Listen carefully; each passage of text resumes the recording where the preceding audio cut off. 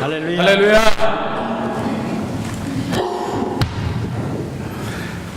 반갑습니다. 아는 분들도 계시고 또 처음으로 뵙는 분들도 계시는데 만남이라는 것이 얼마나 저희들에게 중요합니까? 옷깃만 스쳐도 인연이라 그랬었는데 앞으로도 또 좋은 인연으로 여러분들을 어디서든지 이렇게 만나뵐 수 있기를 바랍니다. 잠깐 기도할까요? 저희들 말씀 보기 전에.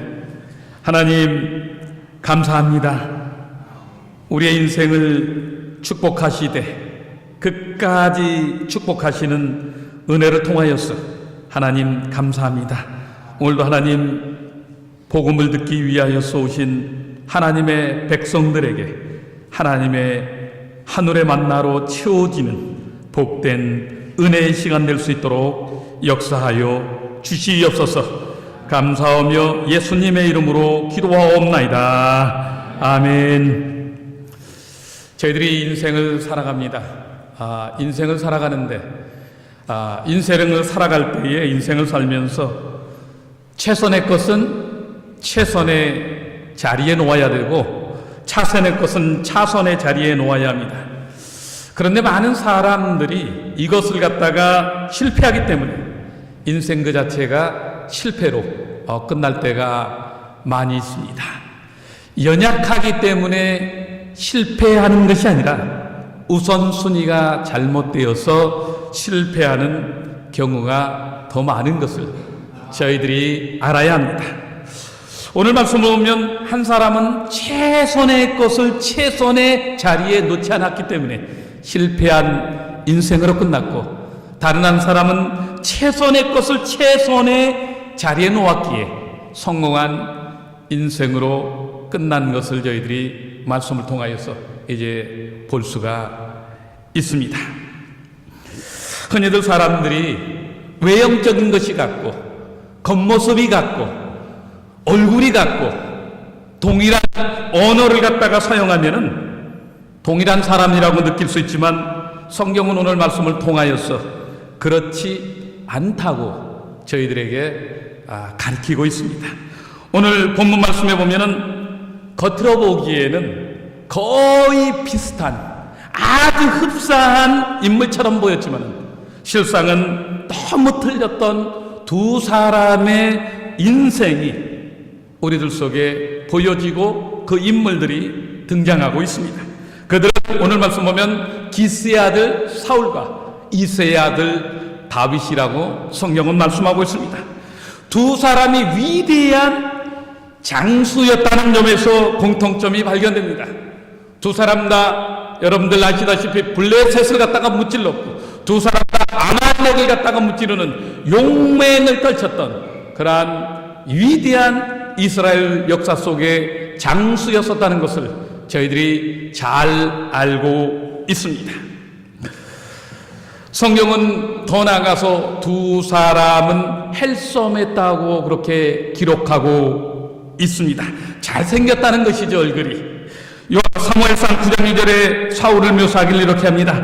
이스라엘 자손 중에서 그보다 더 준수한 자가 없고 키가 그 모든 백성보다 어깨 위에 더하였더라, 이렇게 말씀하고 있습니다.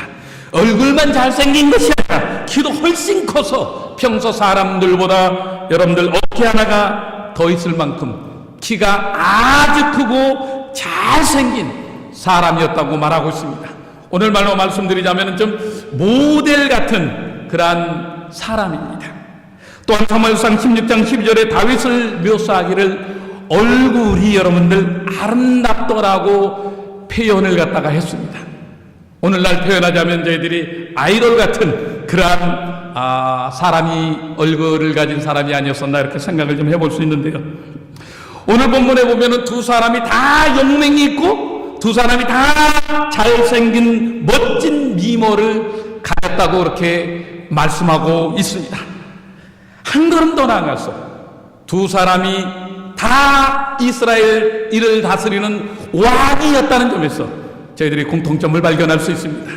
조금 더 저희들이 나아가서 두 사람 다 이스라엘을 왕이 돼서 40년을 여러분들 다스렸다는 것을 저희들이 알고 거기서도 공통점을 발견할 수가 있습니다.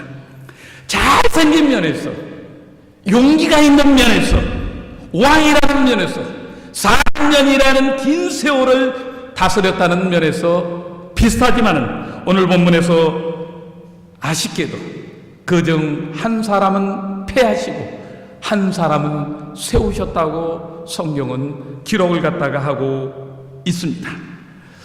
도대체 그 이유가 무엇이자는 것입니다. 그것을 알고 싶은 것입니다. 이새의 아들 다윗의 자리에 서기 위해서 저희들은 그것을 분명하게 알아야 됩니다. 그래서 짚고 넘어가야 됩니다. 외형적으로 볼 때는 비슷한 조건을 가지고 비슷한 삶을 살아온 것처럼 보였는데 왜 그 중에 한 사람은 하나님께서 패하시고 한 사람은 세우셨냐? 이것을 저희들이 사실 오늘 본문 말씀을 통해서 알아야 됩니다. 그리고 우리의 삶을 다시 한번 말씀에 비추어서 재정리를 갖다가 저희들이 해야 합니다. 왜냐하면 우리의 인생도 사실은 똑같기 때문입니다. 여러분들 생각해 보십시오.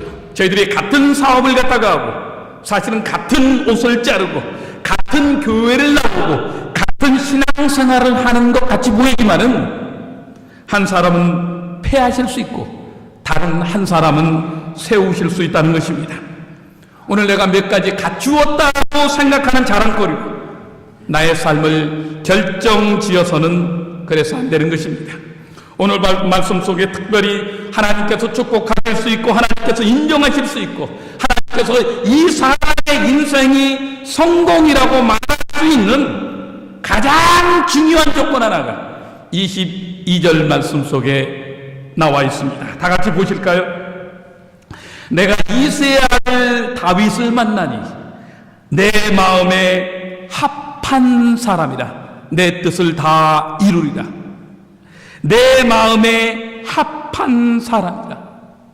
다윗이 얼굴이 잘생긴 것 때문도 아니요 용맹 있는 용사였기 때문도 아니요 다윗이 여러분들 왕이었기 때문도 아니요 하나님 마음에 합한 사람이었기 때문에 하나님께서 그를 사용했다고 말씀하고 있습니다.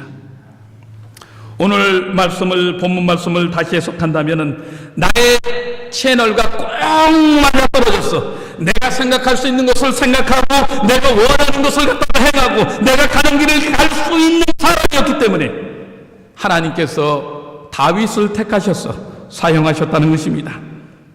오늘 흔히 세상 사람들이 자신을 성공했다고 이야기하고 이 정도면은 잘 산다고 자신의 인생을 평가하는 것을 봅니다만 무엇이 성공이며 무엇이 잘된 것인지 질문해야 된다는 것이에요. 내가 외형적으로 굉장한 무엇을 이뤘다고 해서 그것을 꼭 성공이라고 여러분들 말할 수 있습니까? 내가 굉장한 사건을 이루고 굉장한 지력을 갖다 가졌고 나의 미모가 남보다 뛰어나고 모든 사람에게 매력을 끼칠 수 있는 그런 사람이라고 해서 홍나의 인생이 행복하다고 말할 수 있습니까?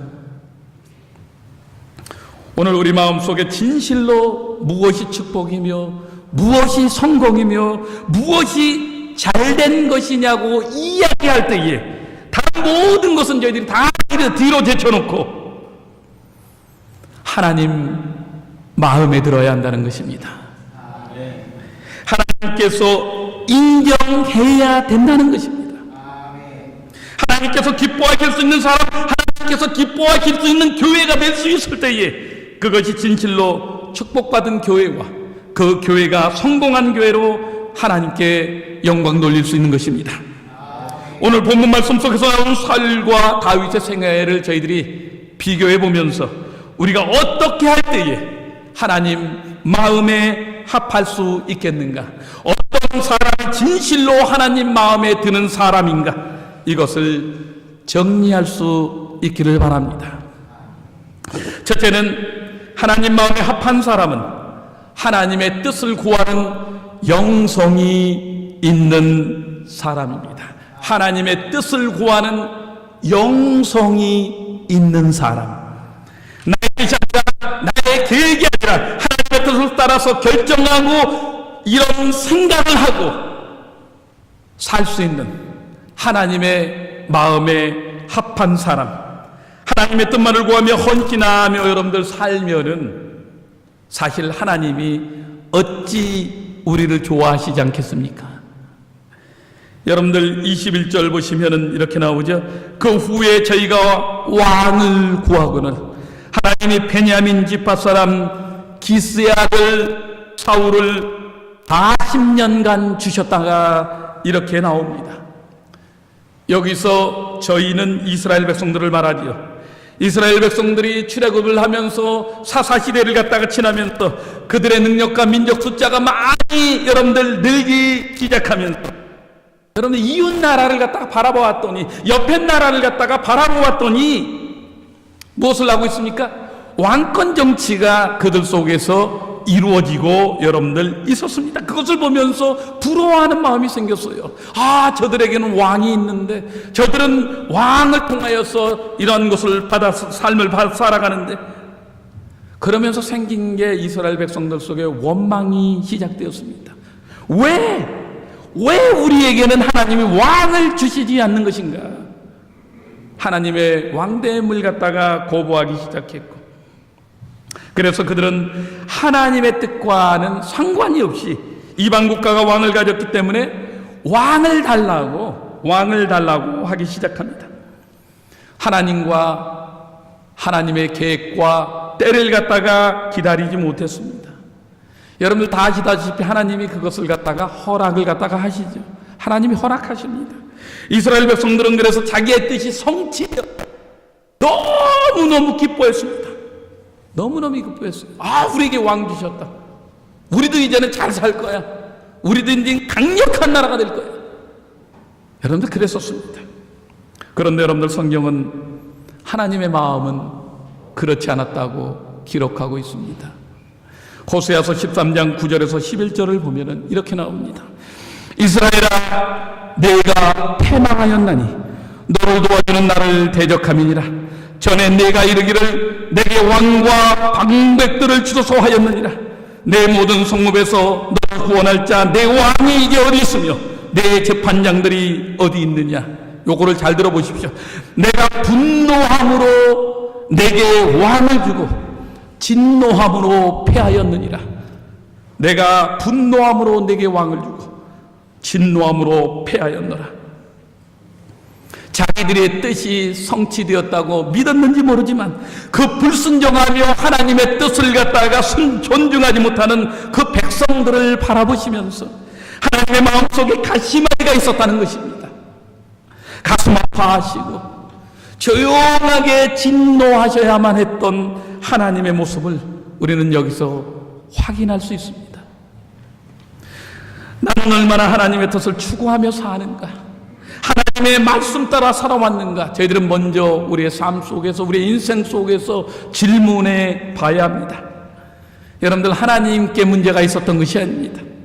끝까지 고집하며 끝까지 반항하며 탕자가 아버지의 집을 떠나면은 행복이 약속된 것처럼 아버지의 검열에도 여러분들 불구하고, 아버지의 사랑에도 불구하고, 아버지의 모든 말림에도 불구하고 아버지의 마음에 상처를 입히고 먼 타향을 갖다가 떠났던 것처럼 오늘 우리가 하나님의 뜻을 무시하고 내 마음대로 살 때에 하나님의 가슴 속에는 상처가 여러분들 남게 된다는 것입니다.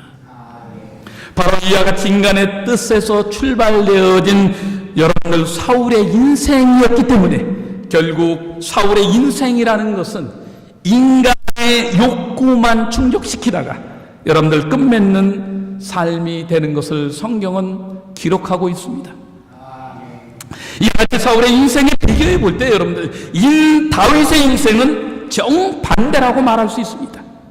다윗은 자기에게 찬스가 주어지지 않았지만은, 영화가 주어지지 않았지만은 하나님께서 그를 돌아보시고 하나님의 뜻이 그에게 나타낼 때까지 묵묵히 인내하며 기다리는 그런 것을 볼 수가 있습니다. 우리는 하나님이 이스라엘 제2대 왕인 다윗을 선택하시고 기름 붓는 장면을 너무나도 생생하게 머릿속에 잘 알고 있습니다. 하나님은 준수하게 생긴 자를 택하시지 않으셨죠.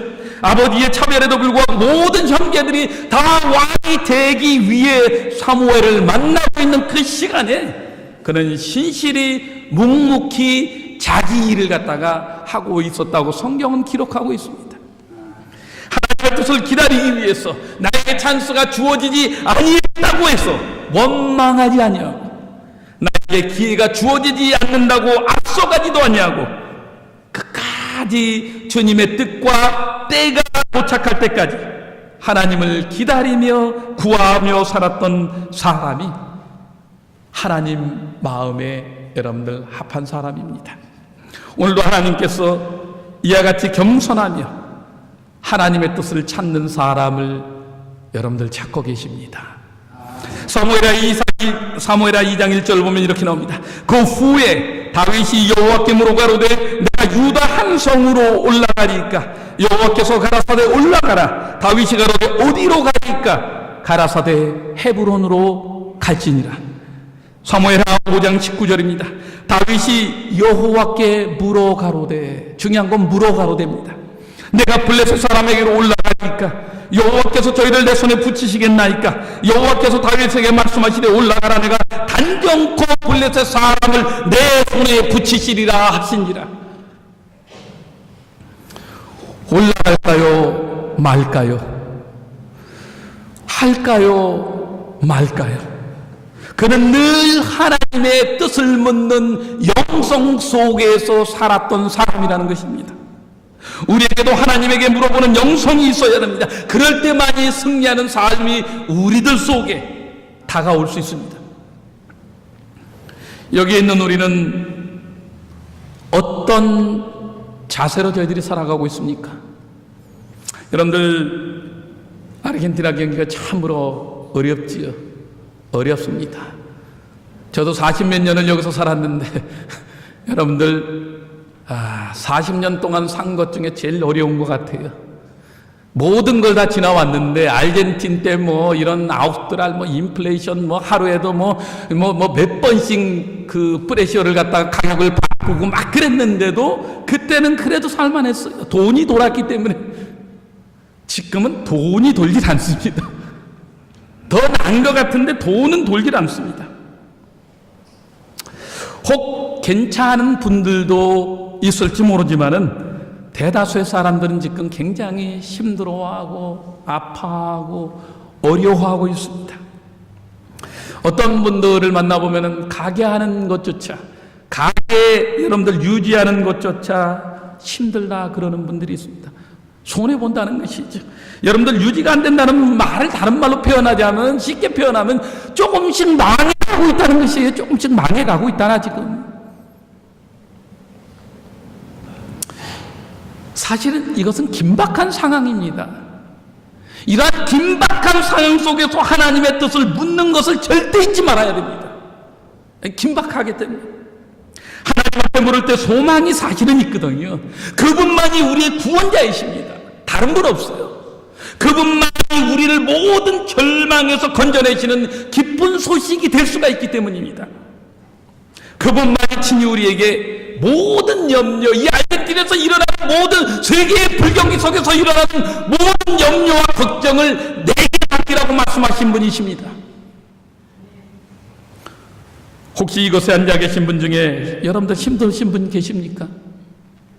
이제 너무 힘들어서 걱정조차도 근심조차도 하기 싫어서 두 손 놓으신 분들, 이제 일어나기는 불가능이라고 주저앉으신 분 계십니까? 여러분들 안 그렇습니다. 인간적은 그래요. 그러나 신앙적으로는 안 그렇습니다. 한치 앞이 보이지 않는 이 캄캄한 아르헨티나에서 복음이신, 기쁜 소식이신 여러분들 그리스도를 붙잡아 보십시오. 여러분들 정말 기적이 일어날 것입니다. 시간이 없어서 뭐 이런 기적에 대해서 말은 다 못합니다. 얼마 전에도, 지난주에도 제가 엄청난 기적의 소식을 들었어요. 뭐 병든 자가 일어나는 소식도 있지만은 여러분들 아베샤네다 가게에서 저 기퉁이 속에서 장사하시는 분인데 정말 될 수 없는 곳에서 정말 장사가 잘 되는 그런 것을 경험하며 믿음으로 살아갑니다. 여러분들, 그분은 어떤 절망도 희망으로 바꾸어 주십니다. 그분만 우리의 모든 문제의 해결자이십니다. 여러분들, 환경에 주눅 들지 마시고, 경제에 주눅 들지 마시고, 오직 그리스도로 한 번만 의지해 보십시오. 한 번만. 여러분들, 그래야 이길 수 있고, 그래야 승리할 수 있고, 그래야 바른 길을 갈 수 있고, 그래야 여러분들 축복된 삶을 살 수 있습니다. 여러분들, 인간의 계획을 너무 앞세우지 말고 하나님의 뜻을 찾아야 합니다. 하나님은 하나님의 뜻을 묻는 사람을 통해서 자신의 뜻을 이루시기 원하십니다. 그래서 사람을 찾는 것입니다. 사도행전을 기록한 누가는 다윗의 마지막을 이렇게 고백하고 있지 않습니까? 36절 저희들이 읽었죠. 다윗은 당시에 하나님의 뜻을 쫓아 섬기다가 잠들어 하나님의 뜻을 쫓다가 그렇게 말하고 있습니다. 전 이런 거 생각합니다. 우리의 생애가 끝날 때, 내 생애가 끝날 때에 과연 이 고백이, 과연 이 결단이 나에게 이 헌신이 가능할 수 있을까? 가능할 수 있을까 이게? 하나님은 오늘도 이 부너스에서 하나님의 뜻을 분별하고 그 뜻 앞에 삶을 복종시킬 하나님의 사람을 찾습니다. 사람 찾아요. 여러분들, 교회의 직분자 한 사람도 찾는 거 아닙니다. 오해하지 마십시오. 교회의 일 하나 더 떠맡기기 위해서 찾는 것이 아닙니다. 이 역사 속에서 진정한 하나님의 뜻을 갖다가 수행할 수 있는, 그 뜻을 섬기다가 잠드는 것이 영광이라고 생각하는 그 한 사람, 그래서 그 받은 사명이라면은 자신의 가진 것과 생명을 조금 더 귀한 것으로 여기지 않는다고 고백하는 사람을 찾으시는 것입니다.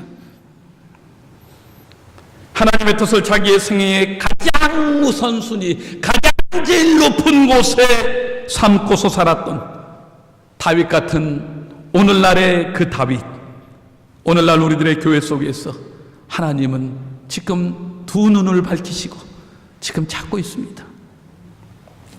하나님의 뜻을 쫓아 살다가 잠들었다.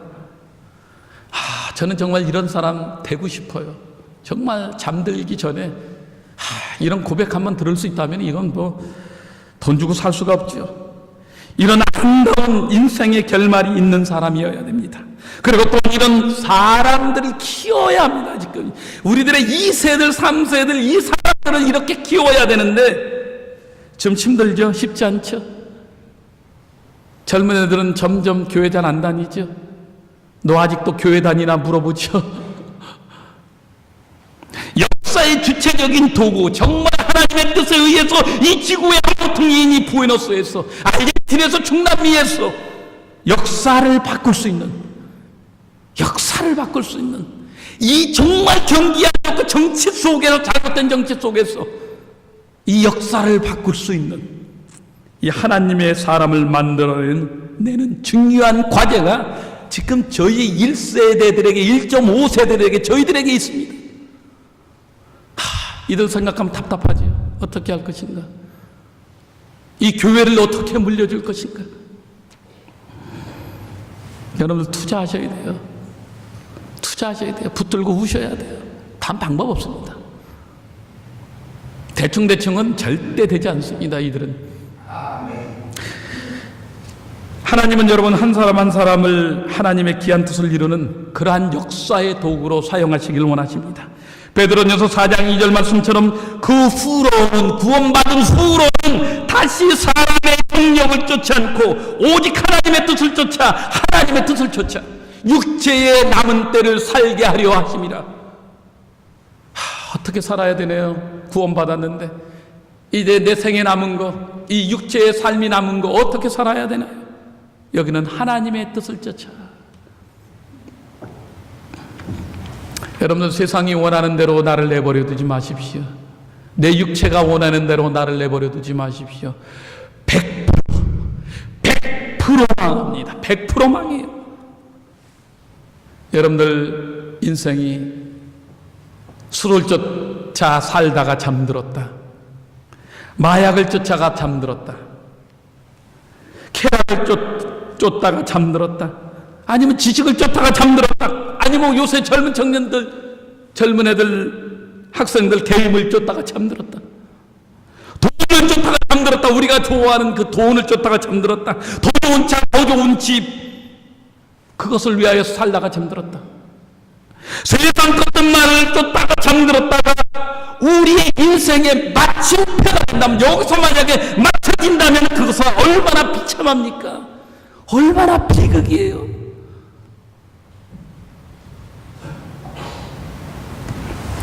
여러분들 책 중에 예수라면 어떻게 하셨을까라는 찰스 셸던의 책 아시죠?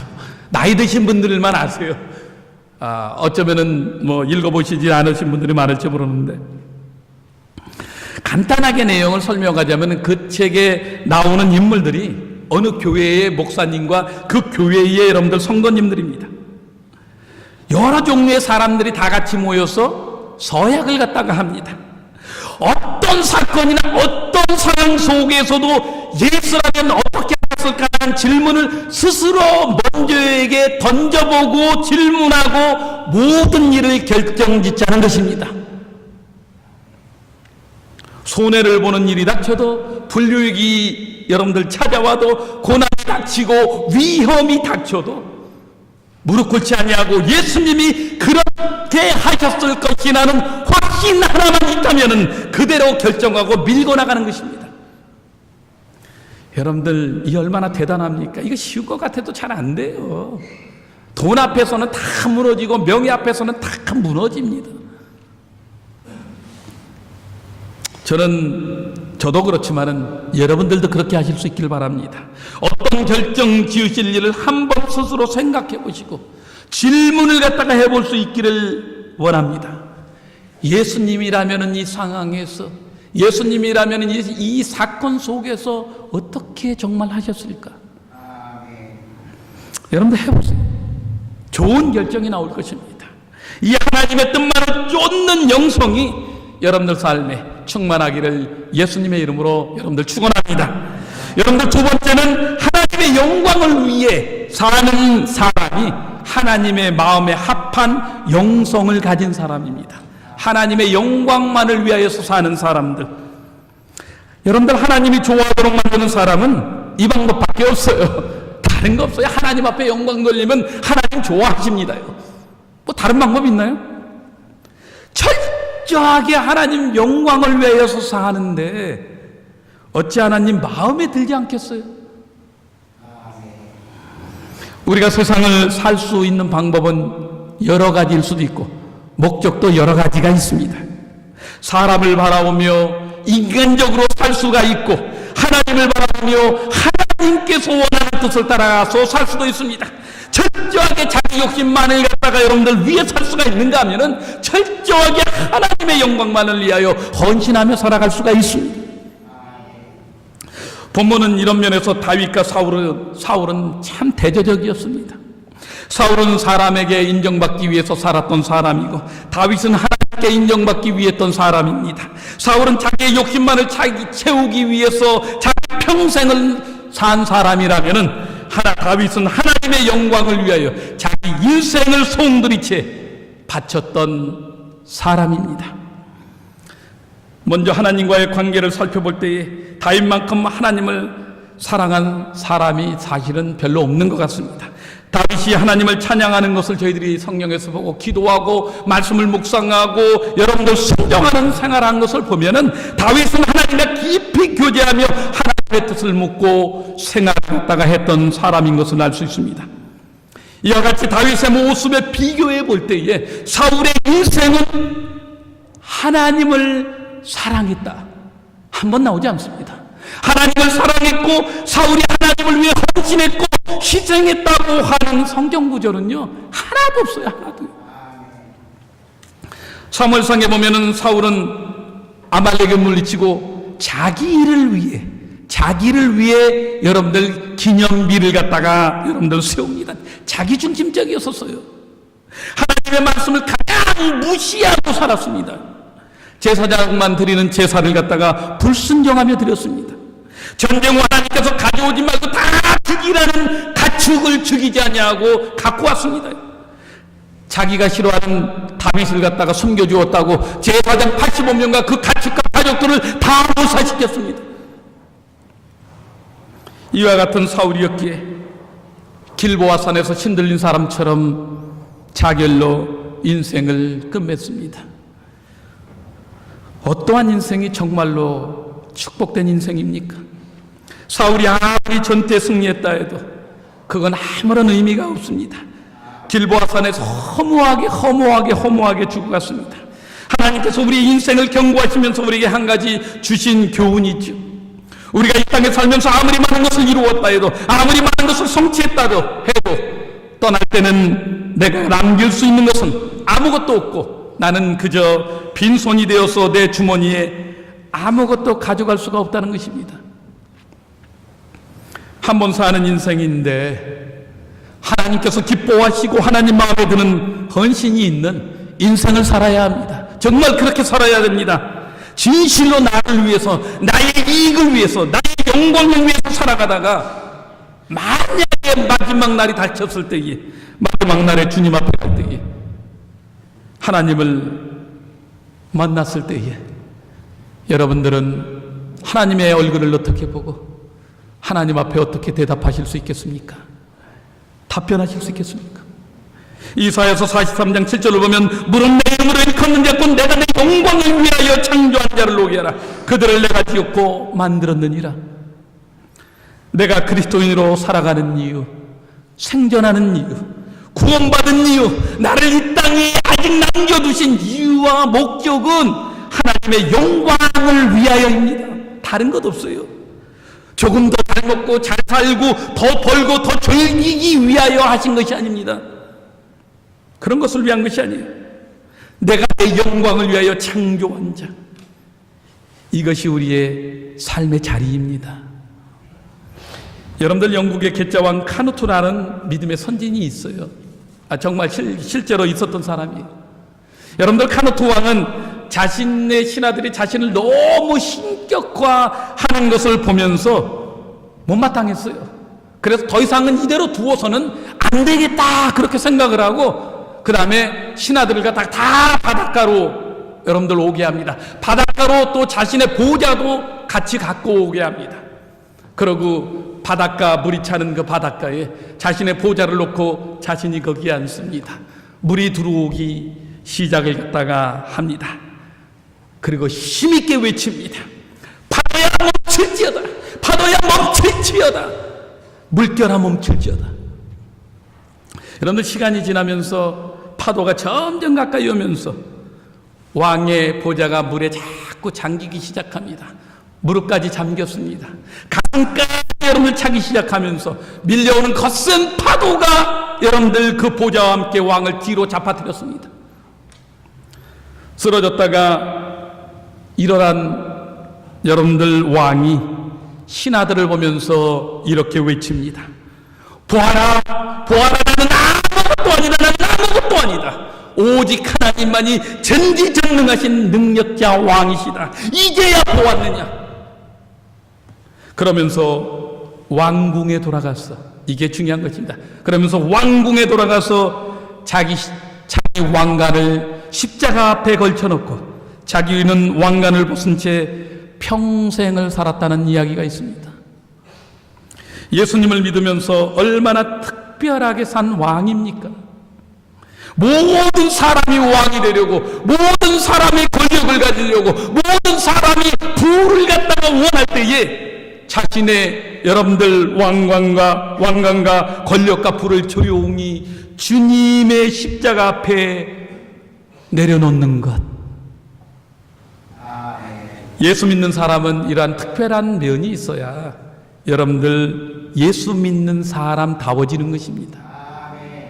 우리는 이 카누트 왕처럼 창조자 하나님의 영광을 나타내고 계시하도록 내 인생, 내 목숨, 내 정열, 모든 삶을 다하여서 이 하나님의 영광을 나타내는, 헌신하는 존재들로 살아가야 마땅합니다. 고린도후서 11장 30절에 보면은 우리에게는 예수 그리스도 십자가 외에는 자랑할 것이 없다고 합니다. 예수 그리스도의 십자가 외에는. 왜 그런데 다른 거 자랑하고 저희들 다닙니까? 갈라디아서 6장 14절과 찬송가 147장을 보면은 죽으신 구주밖에는 자랑을 말게 하소서. 죽으신 구주밖에는. 이 찬양 많이 저희들 하잖아요. 우리의 자랑은 오직 예수 그리스도이시고 하나님만이 나의 자랑이 되어 살아야 합니다. 어떤 사건이나 상황 속에서도 내가 했나요? 주님이 하셨지요. 내가 했나요? 주님이 하셨지요. 그분의 십자가의 은혜, 그분의 공로만을 비춰야 되죠. 하나님의 영광을 절대 가로채지 마십시오. 많아요, 요새 그런 사람들. 먹든지 말든지 살든지 죽든지 무엇을 하든지 하나님의 자랑과 영광만을 위하여 헌신하며 살아야 합니다. 남은 생에 무익한 종. 그치, 알죠, 저희들? 무익한